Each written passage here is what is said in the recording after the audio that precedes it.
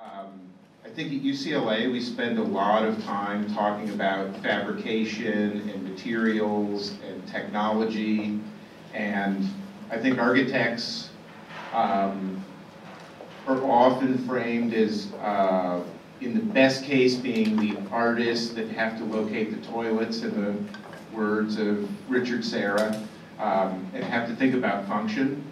And I think Ian is here not because he's an architect, but because he might as well be one, because he's thinking in a very profound way about function, ergonomics, materials, construction, structure, a lot of the same things we're thinking about. He's doing it, I believe, at a very elevated level. And I just can't tell you how much I'm looking forward to hearing him talk about his work, because I've seen his work. And it's clear there's a lot of thought that goes into it and a lot of conceptual work that goes into it. And I think it's going to be of great benefit to us. I was asked by Hitoshi to invite 5 lecturers this year that would plug into our typical lecture series. And Hitoshi asked me to find 5 people that would then come back at the end of the year and talk to the students. So Greg Howes was the first from Idea Builder Homes. Ian is the second, and I really think that Ian's insight into how you think about design and how you execute it at a material level is going to be really a very interesting thing to hear about tonight, as well as hopefully if we can convince you to come back in June to hear about during Rumble, and to give the students some feedback on their work. So Ian's an artist. I think if you had to say exactly what it is he does, which is maybe a little bit elusive, he's definitely an artist. He's an artist that works in the medium of history and performance and function. He was kind enough to bring 2 of his motorcycles here for us to see, and I think after the talk we'll answer a few questions, and then anybody can come up and take a look at the bikes. And I think you'll be amazed at how these things are made. So the way we think about looking at a screen and finding the way to realize those things that are on the screen couldn't be more different than the way he's thinking about materials. I don't think that precludes using digital technology. I think it would really inform the way we use digital technology. So I think with that, I mean, I don't know, some of the, Ian's a famous guy. He won he won the Pritzker Prize at motorcycles, which is the concours d'Elegance in Monterey, I believe, along with numerous other awards. So at a very young age, he's already like established himself as the absolute apex of this world anyway. Really looking forward to what else he's doing. But anyway, thanks very much for coming, Ian, and really looking forward to the talk.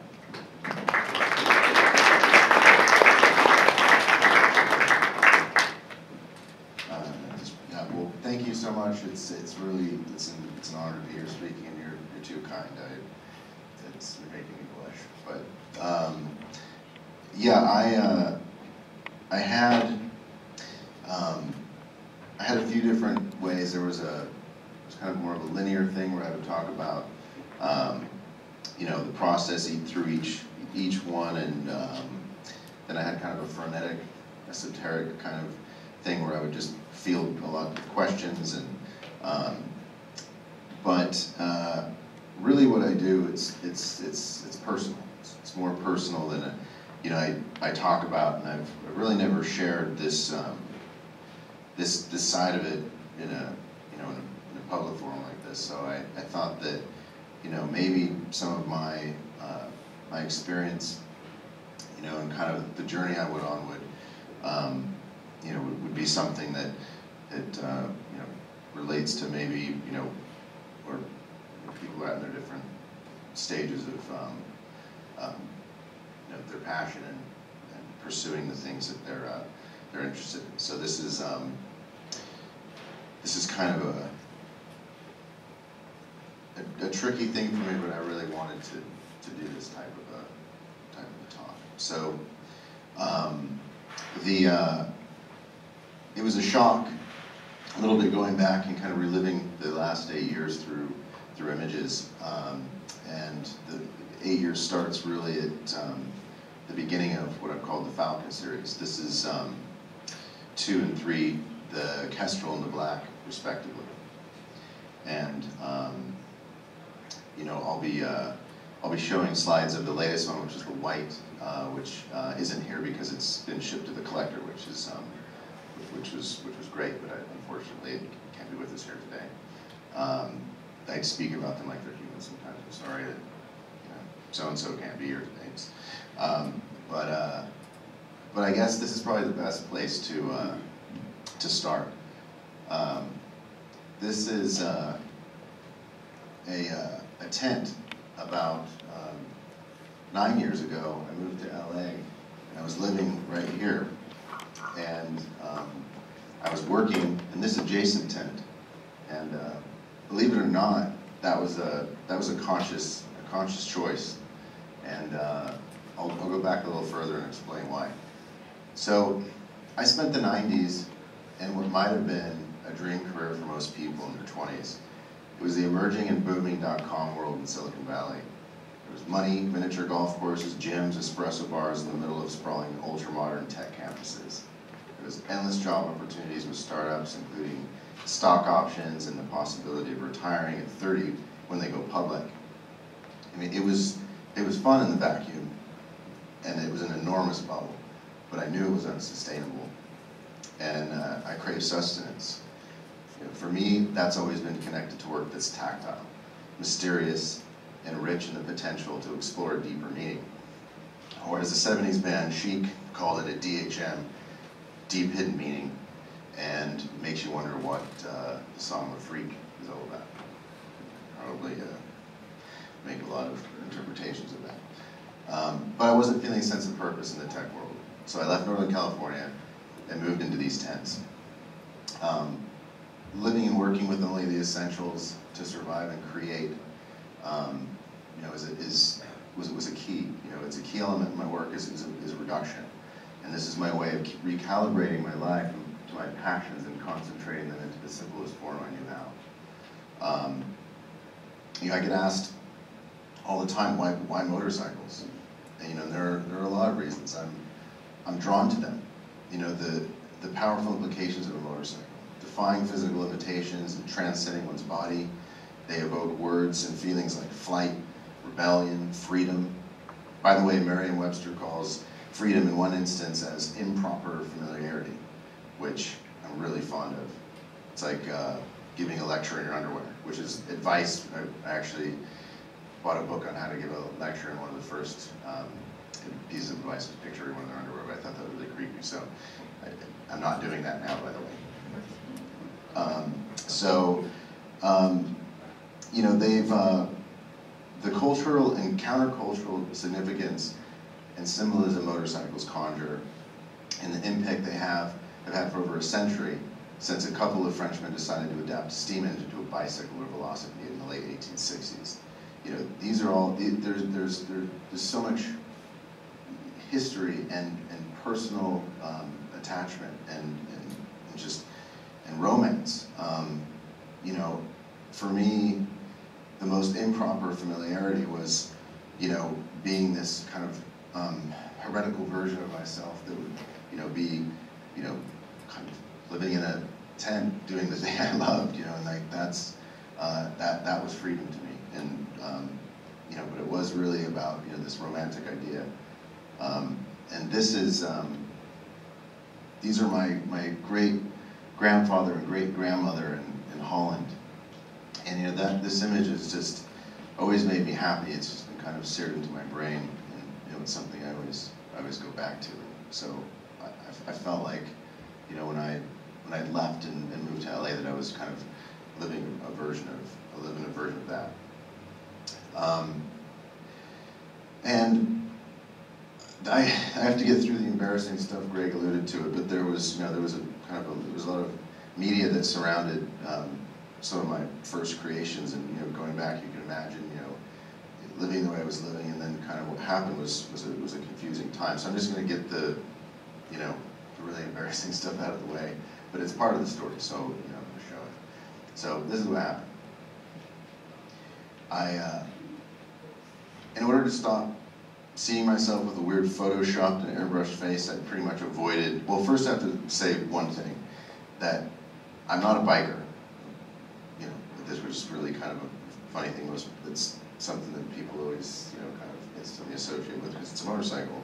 I'm painfully shy when it comes to photos. And one of the last things I've ever aspired to be was big in Japan. That all makes sense to me. So, this is me. I'm Ian Barr, and I'm Mr. Rugged Impact, over 30 years old. I have no idea what that means. And then my next, next bit of reading, and I was hardcore now, and apparently I'm the real proof for real bikers. Again, I just have, you know, I don't know. But then it kind of, you know, it got here.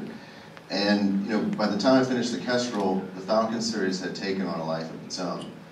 I realized that something I was communicating through my work seemed to connect with people. Different cultures and even opposing industries proclaim their perceived realities about their purpose, their function, and their meaning, and even about me. You know, in my mind, it was about defying limitations and transcending boundaries. I mean, that's their meaning, you know, and, you know, it's never been about, you know, all of this. It's always been about the work, and you know, that's what I want to talk about. You know, what is the work? You know, what is the Falcon series? Well, I guess it's hard to say. It's kind of an evolving thing, but I can kind of distill it down into a couple, you know, key principles. Each Falcon starts with what I've identified as a charged object. An engine or a part of an engine. For me, it's, you know, it's obviously engines. It's an engine or part of an engine that represents an extreme. It allows me to explore and express a specific question or a premise. As the series progressed, the intention was for it to evolve into a contemporary space. The process and the type of fabrication would change appropriately with each piece until only modern processes or bleeding-edge technology would be employed. You know, it can take up to 2 years to finish one, so, you know, it's an exciting thing as the series progresses. I'll be, you know, utilizing things that, you know, I haven't invented yet. I just finished the fourth, which I'll show images of a little bit later, and currently working on the fifth. In the beginning of the series, I gave it an identity. There's this compulsion to brand something that goes beyond just differentiation or identification. The Romans used symbols to brand livestock as protective talismans, and they also used it to brand slaves. In a cynical way, that could be applied to how some of the branding is used today. I wasn't being cynical, though. I was deliberately making an aspirational statement by choosing the fastest creature on Earth, the falcon, and one that symbolized refinement by nature and experience.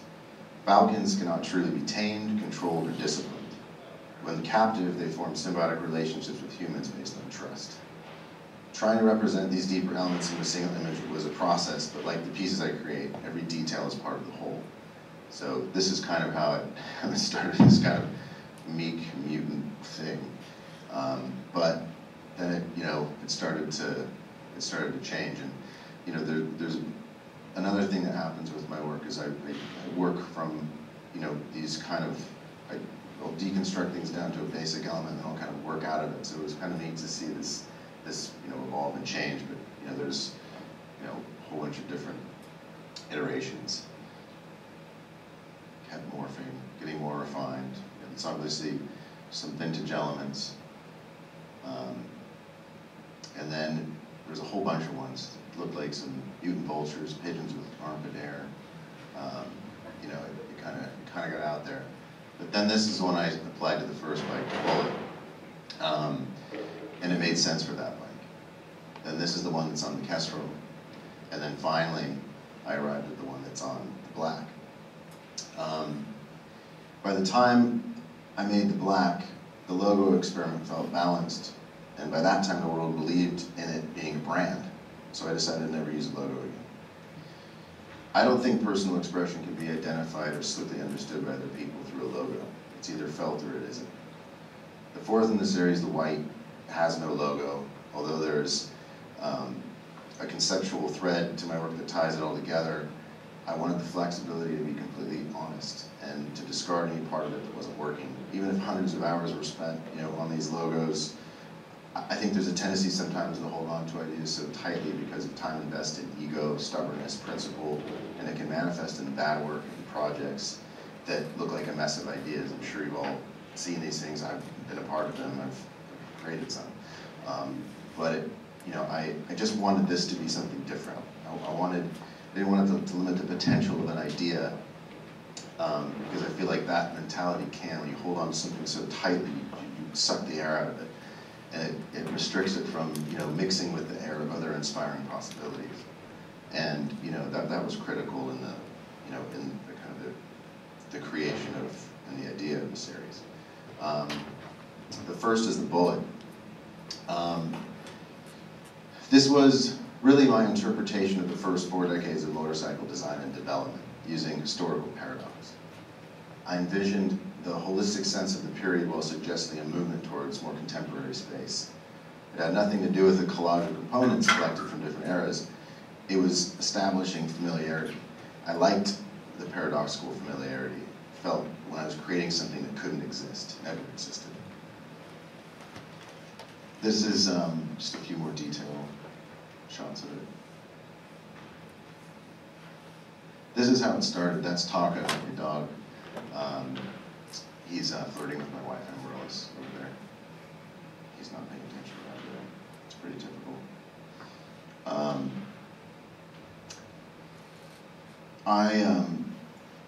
I wanted to teach myself how to merge generations of handed-down techniques. This is some crude brazing. There's some, bending pieces of the frame, manual machining. There's some, pinstriping done in the classic sense that if you, ate the paint, you'd probably die. Don't tell anybody. That's a cantilevered seat. That's actually a leaf spring from a farmhall tractor from the 40s. Another shot of it. I liked, this idea of crudely, kind of using torches and then trying to make something, more elegant and beautiful out of it. That's what it ended up looking like when it's done.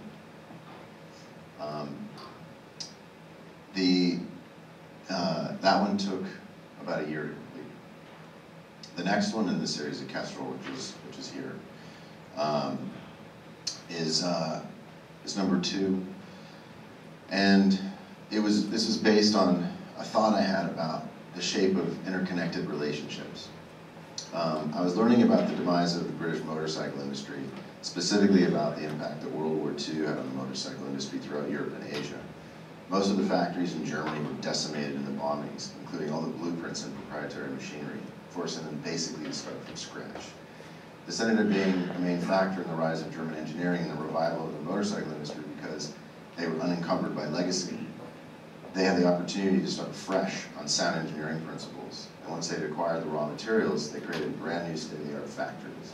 And we all see that one with BMW. I mean, it was incredible what happened after that. The Japanese had copied a lot of the people think that they were copying the English bikes, but actually they were more, they were copying some of the wartime bikes that they'd acquired from the Germans.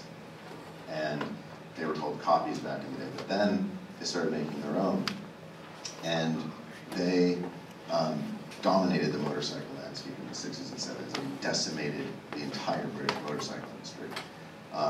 It's argued that was based on the ego, not the British not wanting to change and make the types of bikes that the consumer wanted. They wanted something cheap and they wanted something reliable. And the Japanese bikes were all of those things. They were superior machines in that sense. But something happened in that time in the British motorcycle industry where all of those factories were converging, and they kind of created hybrids. They were using whatever parts were available. Production had almost ceased completely. So there's kind of like homogenization of all of these different models. So what ended up happening is that the logos ended up being more important than the engines. And then you can kind of see moving forward is that these engines, to me, looked kind of dead boring. You know, I would always look at the engine as an identifier, like it was its identity. And now it seems like it's kind of what's on the tank, or these superfluous fairings, or it's, you know, it has nothing to do with this kind of core, you know, power plant that is at the heart of it. I think there's a place for both, but it was just a shame when I saw that disappear. And I always identified one element, the timing cover, as kind of the face. It looked as if, moving forward, that the faces were kind of stripped off. And it was the choice of utilitarian function was chosen over the kind of function that I'm interested in, which is, having a function of the human spirit and, having an experience. So, it was tough to reconcile. So another thing is, from the dawning of the motorcycle industry until about the 80s, there were sculptural personalities, is what I called them. It felt like they were almost looking at me from the engine cases and other parts of the motorcycle. And that timing cover, it was a face. It had all these features of a face. It conceals what's on the inside, but it expresses and reveals clues about its traits and what it's capable of. Behind the cover is the brain. It contains all the timing gears that regulate how long everything stays open and closes in order for an engine to function. It also manages the function of pumping vital fluids through the engine, and it can be a major factor in how the engine breathes. The shape of the timing area and cover changes in dramatic relationship to the design of the engine. I always felt that fascinating. So that's kind of the idea I started with. And to give you an idea of what I mean by that is I wanted to show you some these timing areas through time on engines, and just some different castings that just give you it's this kind of colorful sense of the spirit of the engine. And they're all different. Some of these are the same makes, they're just different eras. Some Italian, some of them are phallic, some of them are just batshit crazy. Those are the timing gears. There's like obviously a face in there. It's crazy expression. Sometimes they wear their name on their forehead. Vincent, Norton.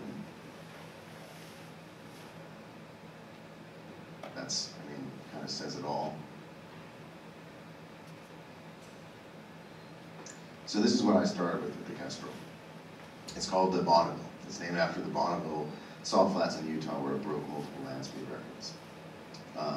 So I wanted to start here, and I wanted to make some kind of radical performance upgrades, and see how it would transform the personality of that timing cover. But more importantly, I wanted to capture its form in the spirit of its characteristics and the people that did the impossible things with this engine, risked everything, in their pursuit of personal dreams and speed.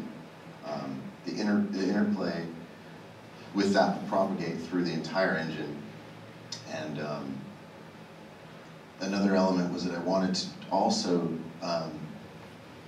talk about the merging of factories. I alluded to that before. BSA and Triumph, in the same year that the engine, which was in 1970, they shared the same factory. And it was not a graceful merger. Things got ugly. It wasn't an elegant type of thing at all. So I wanted to just see what a beautiful and graceful merger would have looked like in a perfect world. It meant making everything from scratch, pretty much. And this is when the process started, getting a little more intense. And I had to learn all these things. I didn't know how to do most of the things you're seeing. I was self-taught. I had to teach myself how to do it all. So I wanted to kind of reduce it down. I didn't like the transmission. I wanted to start with basically, it's me removing it. I wanted to start with just that, the cavity, and and the timing area. I wanted to work with that. That's where I wanted to start. What the idea was is to add two magnetos, which are these spark generators, which the idea was to double the intensity of the spark and make combustion more efficient. In order to do that, I had to basically, you know, morph different shapes together in order to achieve that, which was a pretty intense task. I used manual milling, primitive machines. I wanted to keep it kind of consistent with the, you know, the subject matter. But then these also needed to kind of turn into sculptures, so then I started, it turned into that. And my, you know, it looks to me like it's a, you know, an ear-to-ear smile, but I could be biased.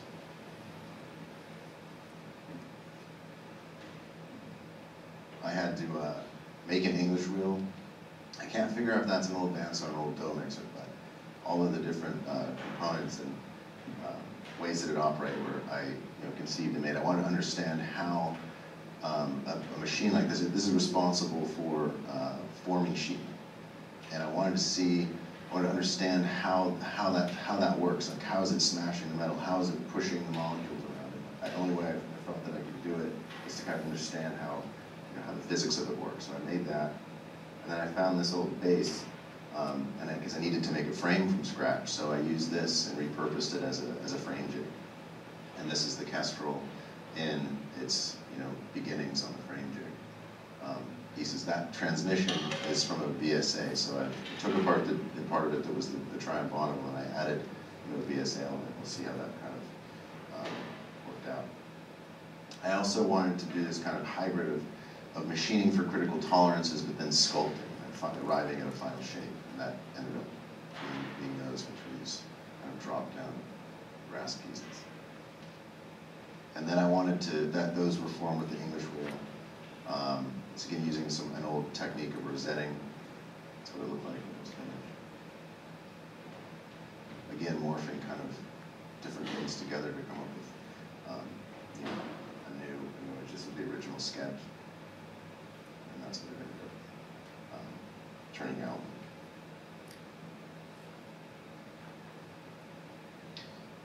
The next one is the black, which is right there.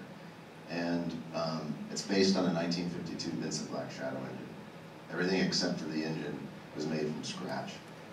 I started to do a lot more solid modeling, and there were a lot of CNC parts. I wanted to keep, like I said at the beginning, I wanted to further my understanding of the primitive machines before I moved on to more sophisticated machines. So now I was employing the CNC machine a lot.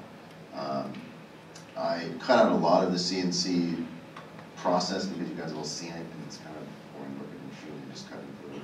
So, but I can kind of show you all the parts that were machined. These, I mean, literally everything except for the tires in the bottom half of the engine. Even the cylinders were machined. I'll show you a picture of that. There's actually a piece of the raw material. It's this exotic 954 bronze alloy. So this is maybe one of the most iconic, photographs of a motorcycle ever taken. It's Raleigh Free doing a speed record attempt at Bonneville. And I've always been taking things apart in order to demystify them and feel sane.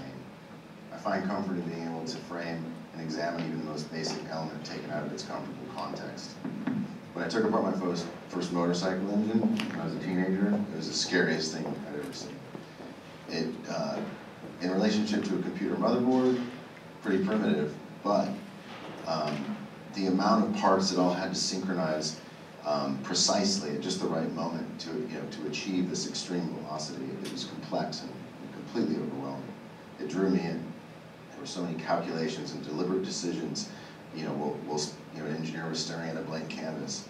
The possibilities and variables that had to be considered in order for it to exist and function at the highest level were mind-boggling. It was also the first time that I realized that my life depended on something, knowing something, really knowing it. It was being in control of your own mortality, like building your own pacemaker. Right? It was a pretty intense moment. So, this was inspiring. This is obviously somebody that took his life into his own hands in very extreme ways. He would go 150 miles per hour. It's in 1948. The official record was, I think, 148 miles per hour. But Sim and Delivery's kind of done something to me, just kind of pushing that boundary of what you're capable of, what critical speed is. I first got to look at the anatomy, and this is how we became intrigued with racing engines specifically.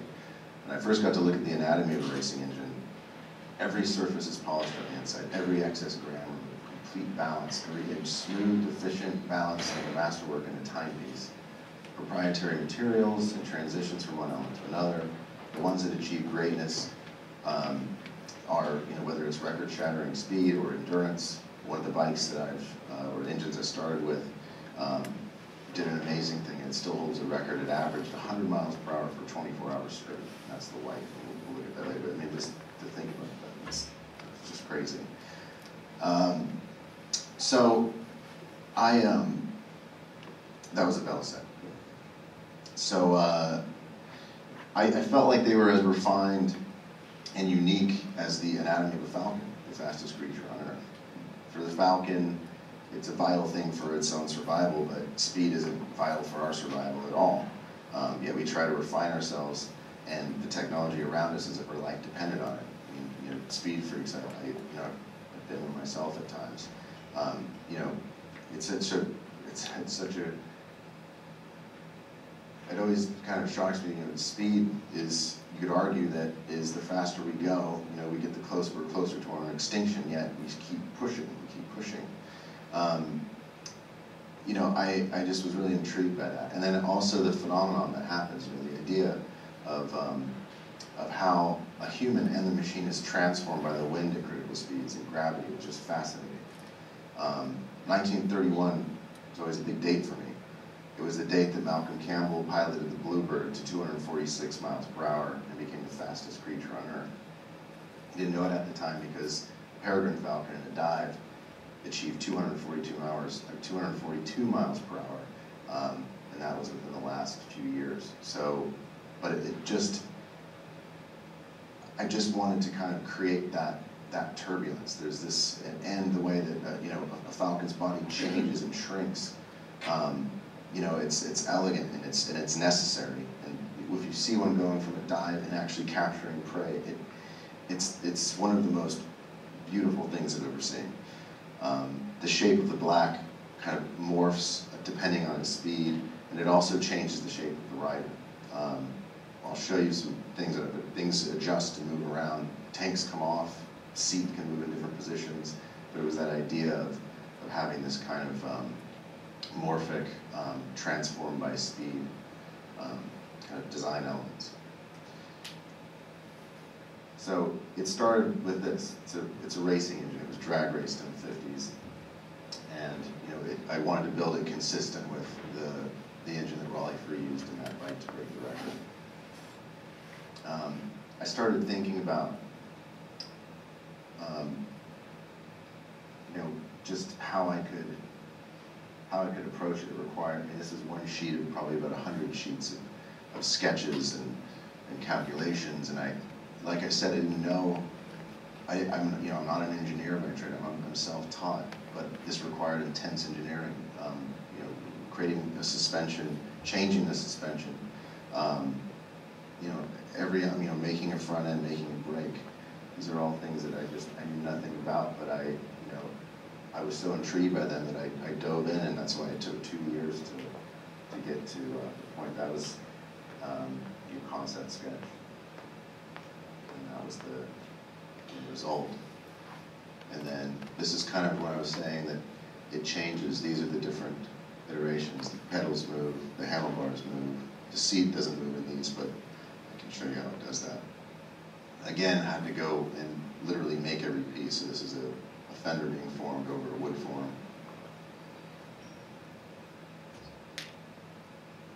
This is the structural member of the bike. It's all stainless and steel and aluminum. And making it from scratch was something I didn't realize how difficult it was going to be. But it's a hybrid again of machining and and design, and then ultimately sculpting. That's what it ended up looking like.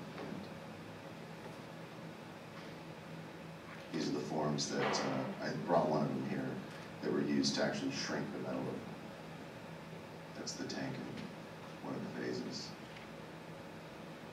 That's it there. I really wanted to make sure that all of the metal was sound, and that expression is used a lot, that, you know, the metal is good. It means that the only thing that's on that bike is paint. There's no filler, there's no primer filler, it's just straight paint. I wanted everything to be perfect underneath, to where, you know, it's the same thing. I know what's going on in the engine. I know that so much attention was put into making it outperform, you know, a stock version. No expense was spared, no time was spared, and all of the intricate details inside. It's as important that this is what's under there, and I know that. And it changes my perception of the whole piece, even though people a lot of times rely on filling things up and covering it. I don't believe in that. I think that it is in the metal. It is, you know, that's the relationship. This is it on the frame jig.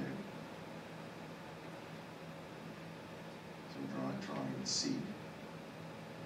That was, again, you know, it's a hybrid of very crude methods. That was bent out of a single piece of stainless with a torch. I did that for 3 days, but everyone wasn't happy because I think we were supposed to go on our honeymoon. Even saying I think we were supposed to go on our honeymoon. Sorry. That was putting the seat together. And that was the end result. So the transition between, you know, starting with a piece of very crude material and moving into the sculptural form, and that's something that I've always been drawn to, this idea of transformation and allowing to. The more you force metal, the more it doesn't like you. Especially stainless. When you apply heat to stainless in an inappropriate way, it likes to bend and morph and change and make you mad. So you really do have to. You have to understand, you have to get inside it, you have to really nurture it. These are I just showed you before, these are the fork blades that were made out of this raw block of 7075 stainless. They only use that stuff really in landing gear, and it's a very strong steel. They used to use forgings, but all the forging capabilities, or most of them, especially large scale forgings, don't exist in America. They're all gone. So we have forged billet. It's a more engineered approach to forging. So that's that. Cylinders, I told you we made the cylinders. That's what they look like. Let's just have a shot of it. So this is the white.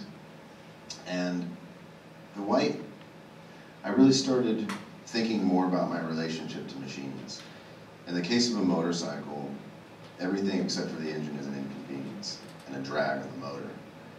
In my perfect relationship to a machine that can grant me superhuman speeds, I would literally just be holding on. There's a tension between that, because ultimately even the machine is inconvenient. You know, things like teleportation, flying, jetpack. These are often viewed as inevitabilities for us. Like it feels almost like they're entitlements. You watch a movie like The Fly, and there's like obviously that's going to happen. You watch, you know, an old Star Trek episode with a communicator, and then Motorola makes a cell phone with almost the same Star Trek stuff. But again, like there's this tension that exists in something that you feel that it's going to happen, but it hasn't happened yet. And I guess there is a jetpack. So that. But it also started just thinking about what I could push and what I could bend. I got in an accident and I saw an X-ray of my bone. The way how nimble it looked, but how much I relied on it to do, you know, kind of wacky things. It really gave me a better understanding of the metal I was working with, and it kind of encouraged me to defy the mechanical properties of some of the metal, just to seeing how far I could push it. You know, cantilevering a seat out that high, hold on with just a single bolt. I knew it was possible. I knew that there was a mystery to be unlocked, and I knew that that's what it needed to be, but I didn't know how to do it. So it was really fun to figure that out. You know, I have this thing with anything I perceive to be overbuilt. It looks really grotesque to me. I want to start cutting away at it. And it seems to always show up in something that's purely functional. I-beam is a good example. I-beams drive me nuts because they're beautiful, but once I start looking at it, I just really want to start like hogging out sections of it. That doesn't really need to be there because I know that it's an extrusion. It's something that was just forced out of this form. It wasn't drawn out. It wasn't it wasn't this kind of graceful protrusion. It was just something that was mashed and forced. So I just have this this compulsion to try and refine those types of things. But I do love the idea of the structure, and I think that it is a beautiful object in itself when used right, but they still drive me nuts. And it's mainly because I don't believe in pure function. Like, we're not, humans aren't one-dimensional things. A motorcycle really isn't just a motorcycle. I could explain that. There's so many cultural things and so many, people talk about a motorcycle, the same way surfers talk about getting tubed in a wave. It's a spiritual, transcendent, bubble. And I get it. I get that, but I've never found a way to really describe it. So I just try and, embody it in my work. I think there's also something really freeing and liberating about a motorcycle not having to be purely what it is. And I wanted to really see some more detailed shots. I have this little guy here, this is part of the swing arm. I have one of the pieces that's been partially machined. It was a prototype over there to look at. But I really wanted to see, these are some other, these are crop circles. Sometimes, like I was saying, there are other influences that kind of work their way in. This was a break. I'll show you some, this is the process of making some of the pieces on the way. It started off with this big piece of wood, then further refining. This is how they start. You start with a sheet and you start to shrink the metal. I like the idea of shrinking because it's not stretching. Stretching will make metal thin in pieces. Shrinking will make it actually stronger in the corners. Just the heating kind of, I think it's kind of beautiful how the metal is almost like sucking into it's hours and hours of coercing the metal. And one of the things Greg talked about is there's this obsession with modern technology, which I am too. I've started using models, starting with something like clay, foam or clay, then solid modeling it, then partially machining it, and then sculpting it. I think that those things you can embrace, and they're important. But I also think it's important to understand what's happening when you're doing it. I just love the idea of these. If you look at any type of metal zoomed in 500 times, there's these microstructures in there, and they're incredibly beautiful. You can look at welds and see what they actually do. When you start understanding that, the geometry of what's happening there is there's microstructures. You can actually start, if you're using SolidWorks or whatever you like to use. When you're using your point cloud data, you can start to morph that point cloud data into these geometric shapes to create these, exotic compound curves, things that normally would be extremely difficult just to try and make the shape. A lot of the stuff you're seeing on these motorcycles, that to actually draw that in 3D is extremely difficult. But I have a better understanding of how to do that and what I need to do in order to achieve it. But I also think that there's an important aspect. It's a human element. So when I said it was an interesting idea for a motorcycle, not just to be purely a motorcycle, I wanted to see what that really felt like when I actually took away all of its functionality, elevating it off the ground, because there is still movement. There's movement at the tip of that spire, but it's in these micro velocities, these micro displacements. It's continually finding its own equilibrium. I wasn't just trying to recontextualize a familiar form by putting it in a gallery. I wanted to create this tension. For me, balance is everything. Without it, we'd all fall. It was really important to be able to view something, and change the perspective of how I even saw it. And then this was a recent gallery exhibition at the Cone Gallery in Los Angeles, where I got to show some of the other work. It's facing this piece here, which is all of the material that was extracted and carved off during the process of making the white. It's in a 2-inch frame, and I think that there's something really important about even taking elements of the process, removing them, examining them, putting them in a way to where you have a different perspective on what you're working with. That was the idea behind this. This is another part of the installation.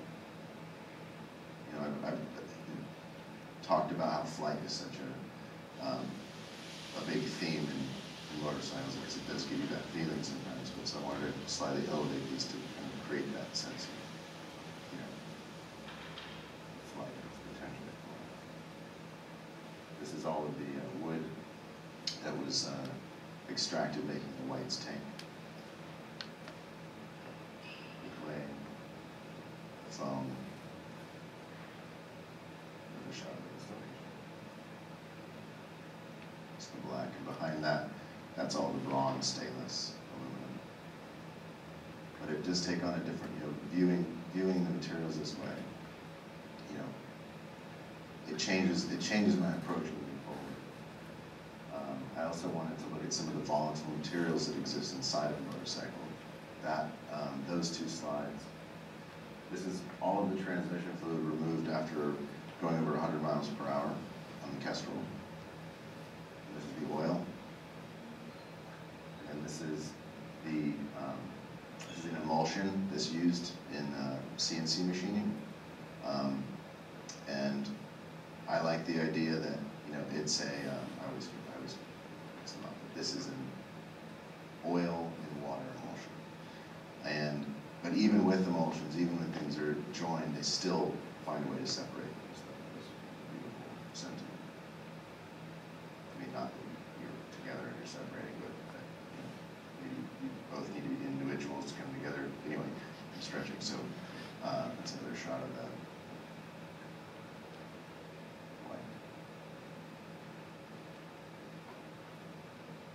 So, moving forward, this is kind of like my new tent. I'm basically getting rid of all of my machinery and all of the processes that I've used in the past. I want to start again. I want to start in a way to where I'm not attached to any. I talked about how German factories were decimated and they started from scratch, and it allowed them to to really not be, like I said, encumbered by legacy or habit. And the next piece I'm working on is this kind of bioluminescent creatures. There's this thing when you look at developing baby, the first thing that forms is the heart, and everything forms around that, and the spine, and brain forms last. But the fact that you can see this happening, the inside and the outside at the same time, is really compelling to me. So it's kind of what I'm doing with my processes. I'm re-examining, what are the key elements, and how is that going to inform the whole.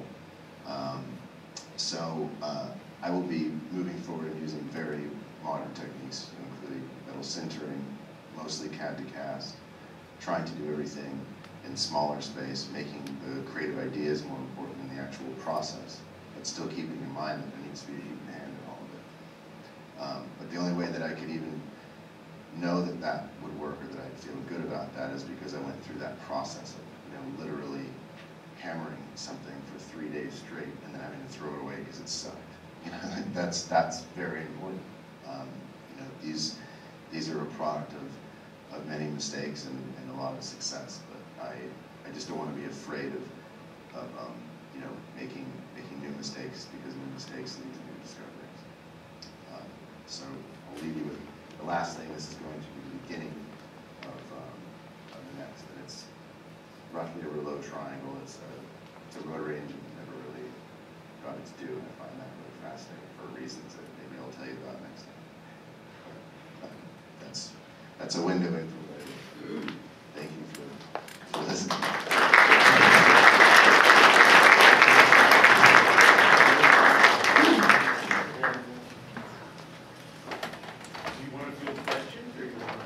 Sure. No way. Oh, yeah, that's fine. Yeah, let's do that. Great. Or I can do, doesn't matter to me, I can stand up here. Yeah, why, no, let's move over to it. Yeah, I'll just, good.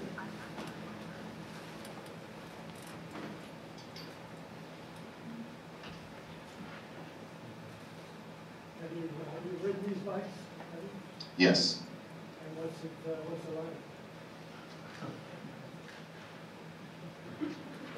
Very personal. No, it's not. Did you have to retweak it after you know? Well, it's not really the point of what I do, and actually what's funny about that is that, You're not a rider. Well, I'm an enthusiast for sure, and, I've ridden tons of motorcycles, and I've ridden quite a lot in my life, but what's funny is that, I get asked this question, the first ride is miserable. The first ride is problems. The first ride, you've just made something from scratch. You're worrying about every little sound. What's that? What does that mean? What's happening? Oh my God, am I gonna die? And so, the fun part is when, you've kind of vetted out all that stuff, and, thrown, to use an English expression, the spanner across the room. Then it's exhilarating, because then you forget about all that. You forget about it, and then you're just, you're kind of gone off. I feel like, because I can be in a comfortable space with them, but honestly, if I was going to just purely ride a motorcycle, I would definitely choose something, more modern, just ride, because then I wouldn't obsess about, everything, and I think it's an important separation between my work and, my love of actually riding a motorcycle. But I wouldn't consider myself a biker.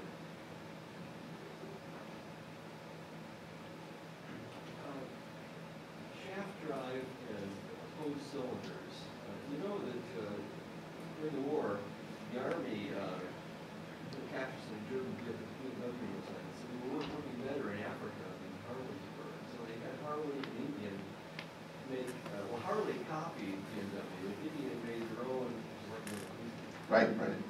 Yeah, the Boxer Trinity, they had the pose, the poses. What do you think of that, shaft drive and hose cylinder?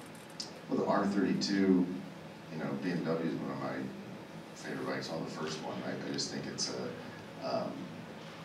I think there's really interesting design opportunities in that to really kind of exploit that. I haven't really seen it, except for the early bikes, be exploited as a big feature, and I think that could be an interesting, there's a lot going on with that, and it's such a radically different design with, some of the more, common V configurations of parallel twins. So I think they're really interesting.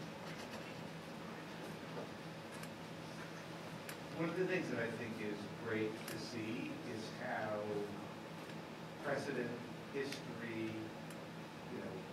feeds into what you're doing. And I think to a certain degree, probably you never want to let go of the reference to that, but at the same time, you want to try something. Do you think that's important forever, or do you think that's just important to get going? Yeah, I don't think it's important forever. I alluded to this a bit, that, I think that allowing an idea to breathe, you can't hold on to something so tightly. You can't hold on, this is the way I do it. Like, I need to have a historical element. I think that, in doing it for 9 years, I've kind of created my own version of my own, I can relate to my own kind of experience, and I can kind of maybe take more ownership of it, so that I don't really have to kind of rely on, specific literal references anymore. And I'm excited about not going back to that, because if we could, I could imagine it would start feeling formed back. And that's a lot. This is very much the opposite. This is about evolving, the process. And quite frankly, it doesn't even have to be, a motorcycle. This is something I was fascinated with as a hobbyist and chose to turn into, this type of conceptual pursuit. But, it could easily be anything. And that's exciting. It doesn't have to be bound to that. But it's amazing that it's that. And the black is real big, integrated with this line. Yeah, actually that, I'll take one of the tanks off, but the cap is actually the cap with the casket.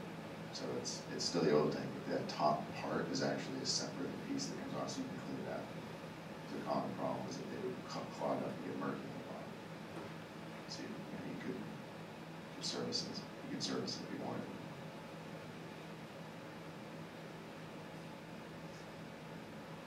Would you say that are you controlling technology as technology is controlling you, and you have a dialogue between the two? That is a great question. It's absolutely, those are the two poles. Like it's about controlling and allowing. You know, and sometimes I do feel like I am bound to the capabilities of a certain machine and what it can do, and that's really annoying. And I never want to make a form based on the limitation or the capability of the machine. However, I have to work with what's around too. So that was kind of the impetus in creating some of the more primitive pieces of machines. But when it gets into technology, yeah, there's stricter rules. Things haven't arrived yet. So, but that's what's really exciting about the next step is actually challenging those precepts about what you can do and what you can't do with technology. But I love, there'll always be that trade-off. There's always a compromise. I hate saying that. I think there's a compromise. I might. But no, but that's the point. Is I don't want to. Did that? Okay, good.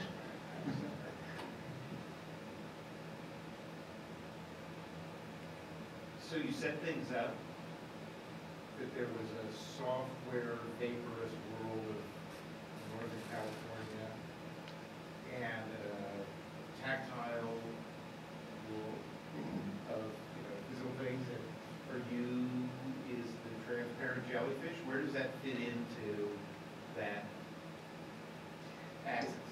It's coming back to what I loved about technology, but on my own terms. What it felt like is it felt like I was part of a bigger organism that was speaking specifically about the tech world at that time.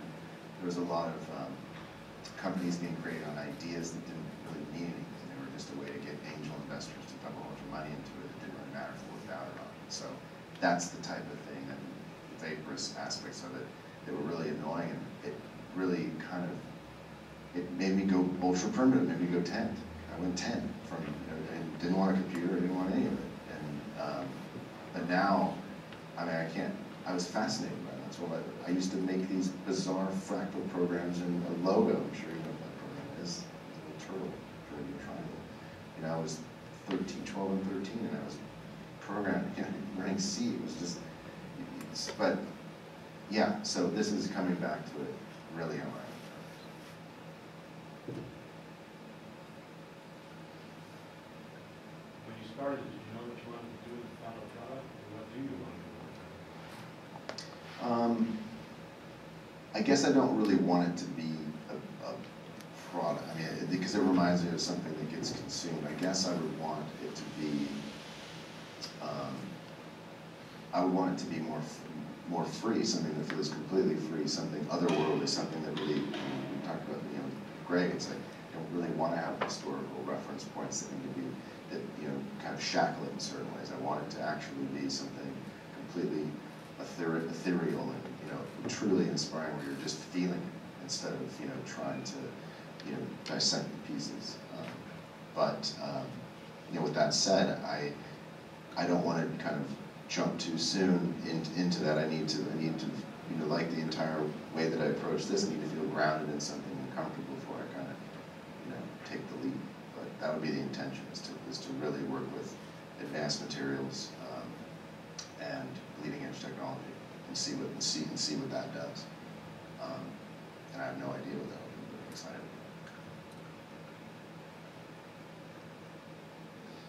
I was wondering, showing it in a gallery, I used to believe it was a work of gallery. Oh, of course, yeah, of course. How do you make that show? Well, it's funny because Christopher and I, who's an art critic in LA, he actually compared this to some, Charles Weber. He may totally get the reference. I think that it was definitely, a student. In fact, what he wrote was another site which I didn't share. He also said there was some Jorge Pardo and some Brancusi stuff, which I'm both huge fans of. So I think that there's definitely elements in those and those inspirations. Also, I do appreciate what Richard Serra does. I do appreciate, the possibilities of some of Zaha's work, and so there are definitely those elements that come into it. But I really wasn't trying to make a statement about something functional being art or art not being that's an argument for kind of other people to have. But I think it's really interesting that it's being viewed and that kind of debate is being brought up, which is less hot topic now than it used to be. But it's interesting that when I kind of showed the slide of how kind of people like to attach me to certain cultural things, like I got attached as I'm the craft guy. I'm trying to make the craft movement come back. I'm just doing my thing, but I think it's kind of amazing that there are these kind of tie-in points, and so, and obviously there are some reference points that are directly linked to fine artists and contemporary artists. Yeah, I don't need to those references. I was more curious how much it matters to the function. When you put it in a gallery, does it, what does it matter, right? Yeah, exactly. I mean, I could say that you don't even know that these function. I could be just making it up.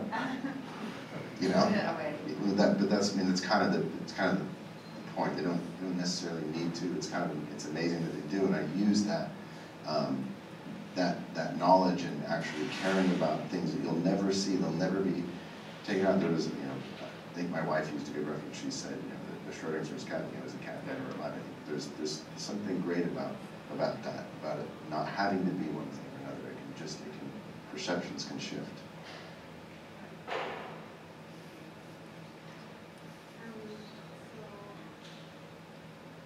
You're producing a very unique group of amazing limited edition instruments.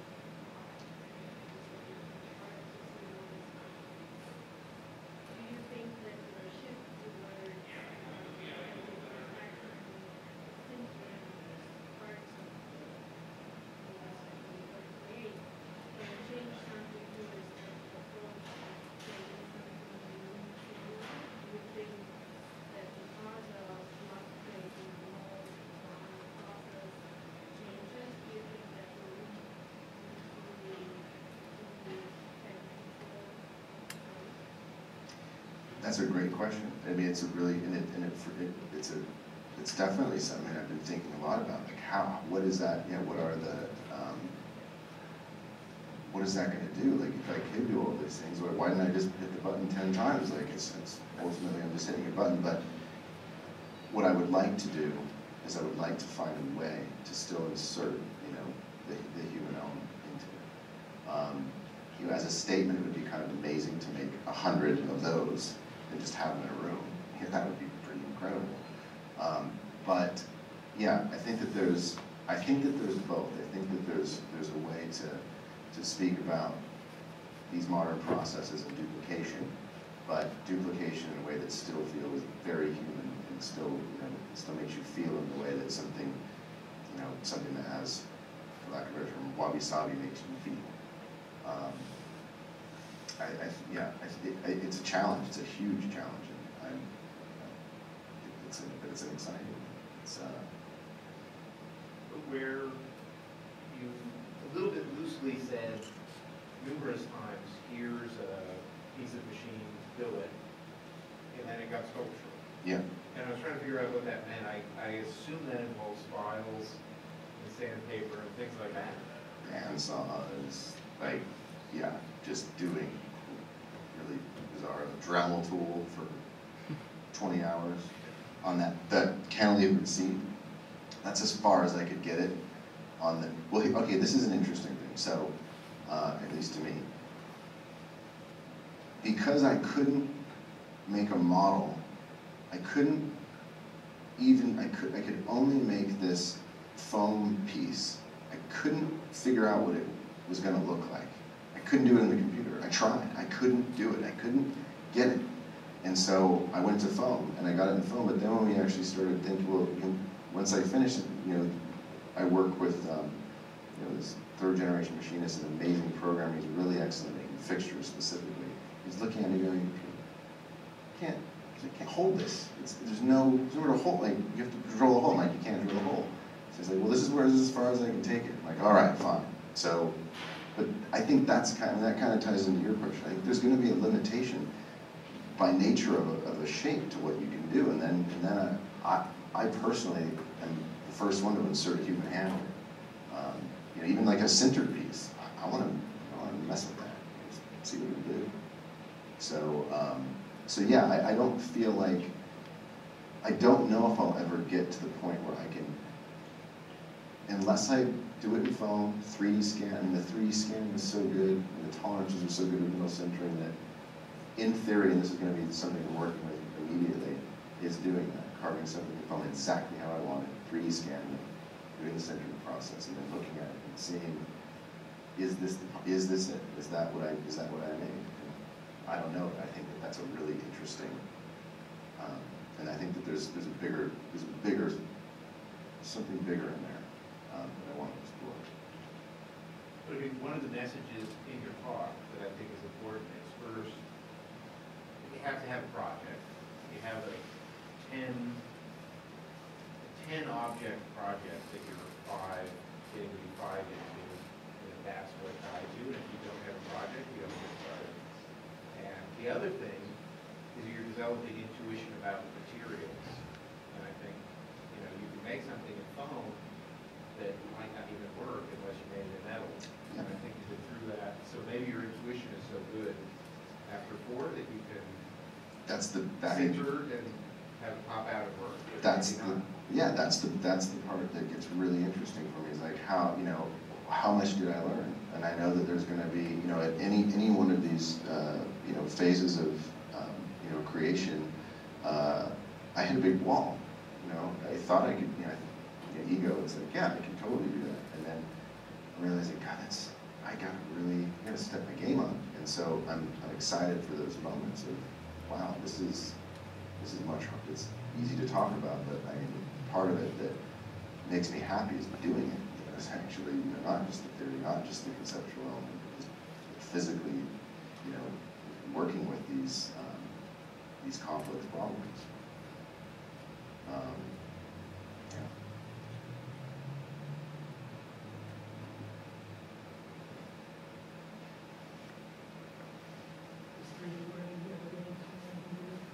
Yeah, no, I printed quite a few, mostly for fitting. It's, you know, like, I guess, proof of concept, but not as a working piece in any kind of assembly. That could change, especially with sintering. There's a lot of potential. Sintering is powdered metal. Yeah. Fused somehow. Yeah, it's laid down. It's actually like, when you see it done, it's because it's this giant block of powder, and it just lays over it, and then it's it's heated with the head, and then it's like washed away, almost like sand, you know, like sandcastle washed away. But it's pretty insane. And the types of metal. I mean, there's some exotic metals they're doing. It's not just titanium alloy was the strongest. Now they've got. I just looked at the spec sheet the other day. It's just crazy. So, and it keeps, and it's like pretty much every day it's evolving. You probably noticed that. I would love to. Your brain. Yeah, it's very, and there's, I mean, now even on YouTube, there's what's the new printer that you can get on? It's like a DIY printer. There's ads probably. It's like the Ultra Maker. It's crazy. You can get I think you can get it for like $300. It's a rapid prototyping printer. And that'll be the same with sintering. You'll have like your toaster, your refrigerator, and your metal sintering. You want to make a knife. But yeah, it's there. It's here. It's going to be ramping up quickly. For better or worse. Okay. Unless there's another burning question, I feel like we through it all. No, it's been fun. No, I really enjoyed it. It was like I said, it was difficult to go through some of the personal stuff, but like I said, that's why I'm doing it.